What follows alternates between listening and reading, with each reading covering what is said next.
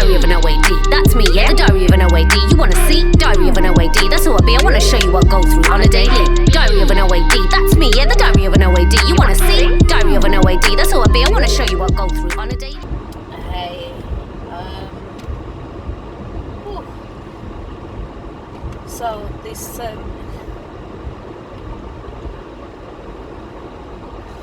COVID thing is, I don't like to swear, this COVID thing is really testing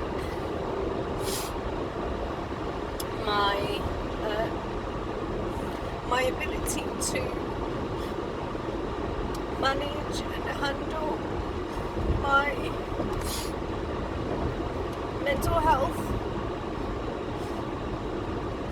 I'm driving, and because my battery died in my car yesterday, so my brother-in-law came to give me a jump start. And for those of you that don't drive at the moment, just remember that if you ever have a dead battery and you get a jump start, you need to drive your car around for at least a good 10, 15, 20 minutes. So that's what I'm doing. I'm on the motorway, I've jumped off from one side and I get off on the other side. But when I tell you, all I want to do is just keep driving. And the reason being, so let me just kind of unpick how I've got here, or at least try. So bear with me. So a year ago I moved back in with, probably just over a year ago, I moved back in with my mum and dad, an older brother. So me and my son live with them. There was only one room that we could move into. It's quite a large room, but me and my son share the room. My son has extreme levels of energy and extreme lack of focus. The reason I bring that in is just to let you know, and those of you that know my son and spend a lot of time around my son, and I know that most people really close to me tend not to indulge in watching these videos because they don't like seeing me this way. But yeah, so those that know my son know that he can be very testing. I love him to bits. He has so much love, so much energy, so much charisma, such a big personality. But for the past 5 weeks, it's just been me and him. So Luam has had nothing but mommy and mommy's company for the past 5 weeks. So that's one element of how COVID is affecting. Secondly, me and my mom catch up a lot. I believe my mom has and displays signs of both anxiety and depression. I'm not a GP, so I'm not in any position to be able to diagnose her. However, because of the amount of time I spend with her, because of some of the things that she says, because of my experience of knowing what my grandma, my mom's mom, was like, because one of my auntie, my mom's sister, has been diagnosed with anxiety and depression, and I can see signs of anxiety in at least two of her other siblings. But when it comes to mental health conditions, there are 3 factors that can increase the risk, and I believe 2 of those factors are probably prevalent for my mom. So my mom is the kind of person, and bless her, I love her, and she doesn't think I do. She thinks I hate her. We just have a somewhat toxic relationship. But my mom is the kind of person that every single thing I do, I feel like she's questioning it or watching it, or is gonna pull me up on it. I'll give you examples. I put a dish in the sink don't feel like washing it at this stage. However, I do wash dishes, but she'll make me feel bad about the fact that I've put the dish in the sink. I sit down for 2 minutes, she'll make me feel bad about sitting down for 2 minutes. Oh, why can't you do this? Can't you sort out food? My mum is very stuck in her cultural ways. So in terms of when it comes to doing anything, she doesn't put it on my brother, even though my brother is older than me and we live in the same house. There's no responsibility put on my brother.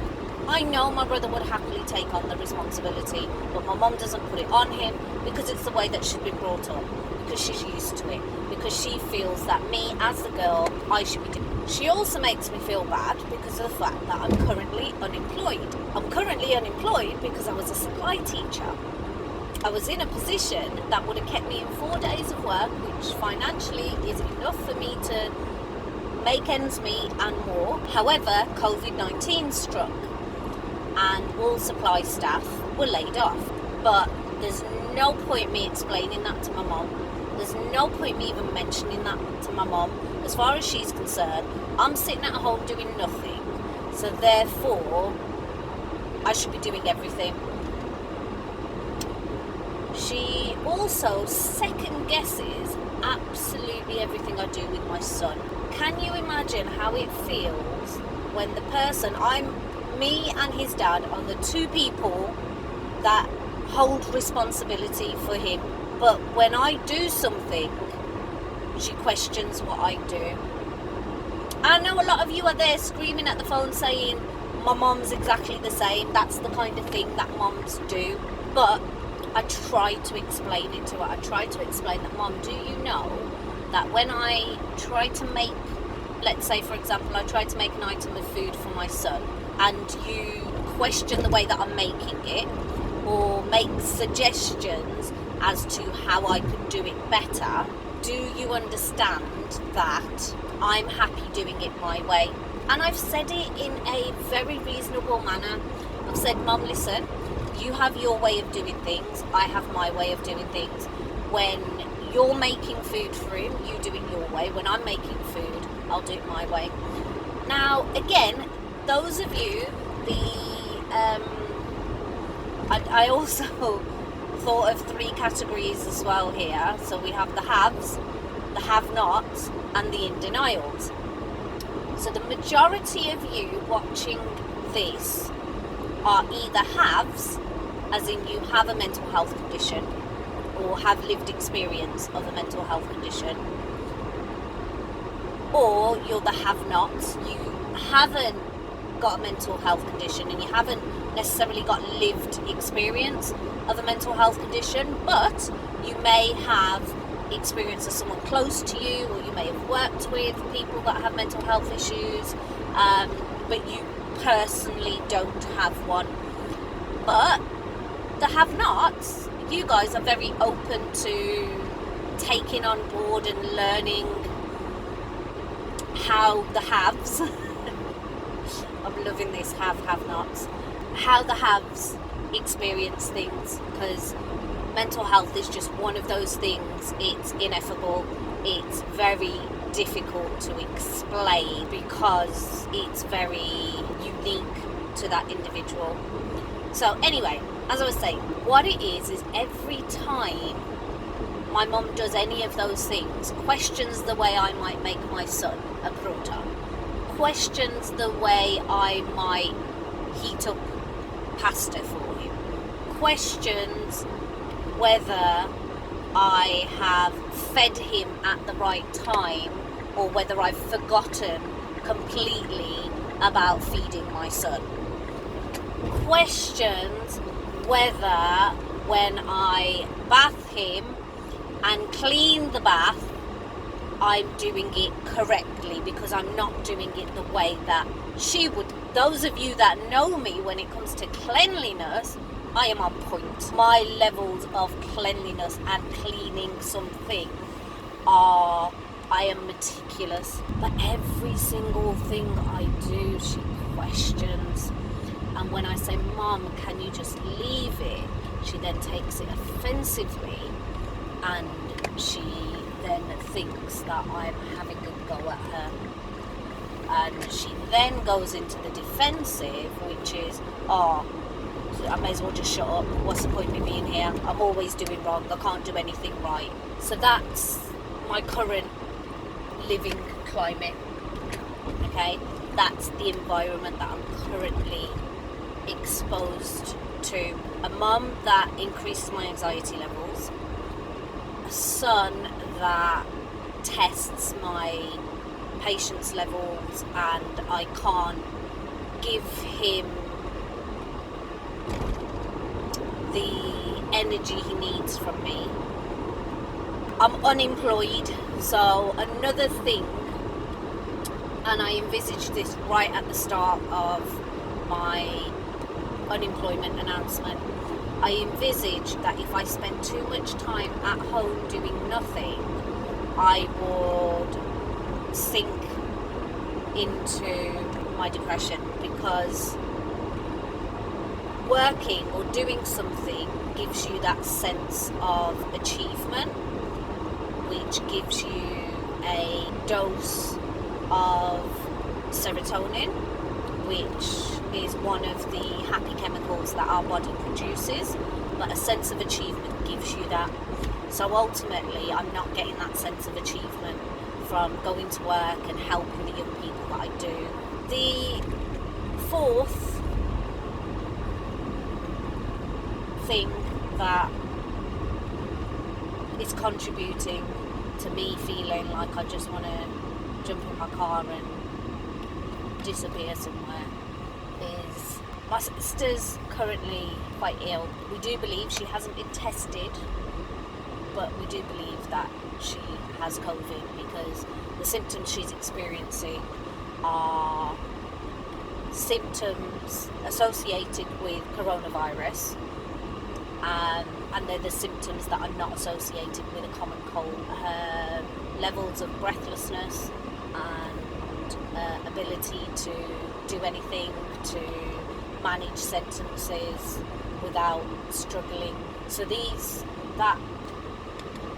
my sister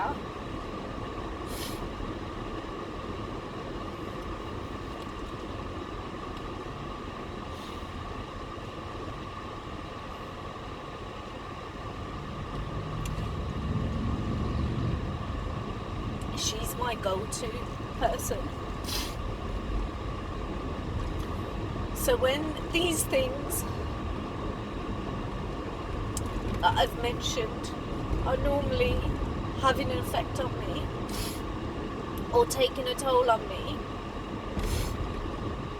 and I can't give my son, particularly with my son, I can't give him the energy he needs because I'm so bloody depressed and lack energy myself.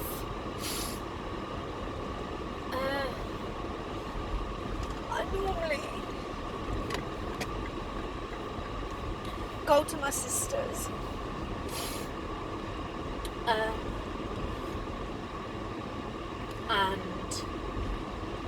I'm able to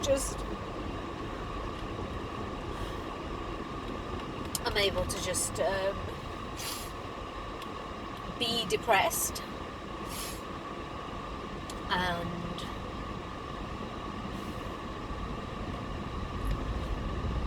not have to worry about my capacity to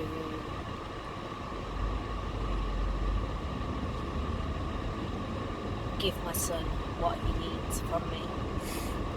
My sister allows me to switch off. My sister allows me to somewhat comfortably live in my state of depression without making it worse by feeling guilty.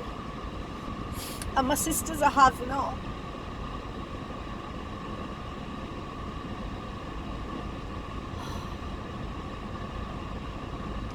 But she works so hard to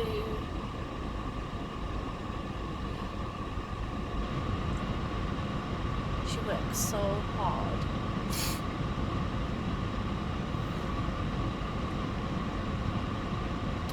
to just be there, in the capacity that I need it in, not in a capacity that makes her feel better, or not trying to do something to follow her own agenda.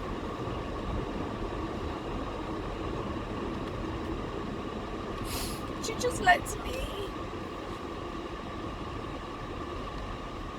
ride it out as such.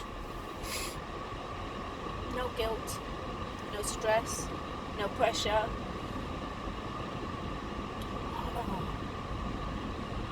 And the other thing my sister provides is someone to sound off to when my mum is heightening my levels of anxiety, because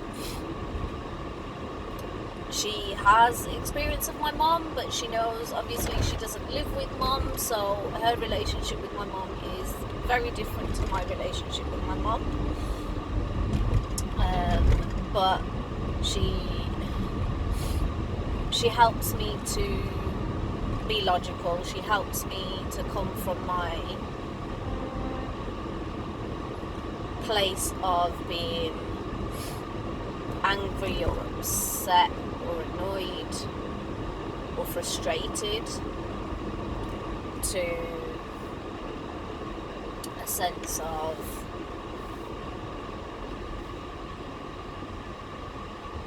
recognizing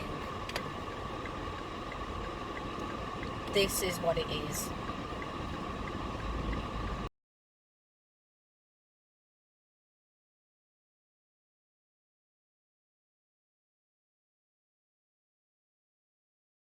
This is a diary of an OAD. That's me, yeah, the diary of an OAD. You wanna see? Diary of an OAD. That's who I be. I wanna show you what I go through on a daily. Diary of an OAD. That's me, yeah, the diary of an OAD. You wanna see? Diary of an OAD. That's who I be. I wanna show you what I go through on a daily.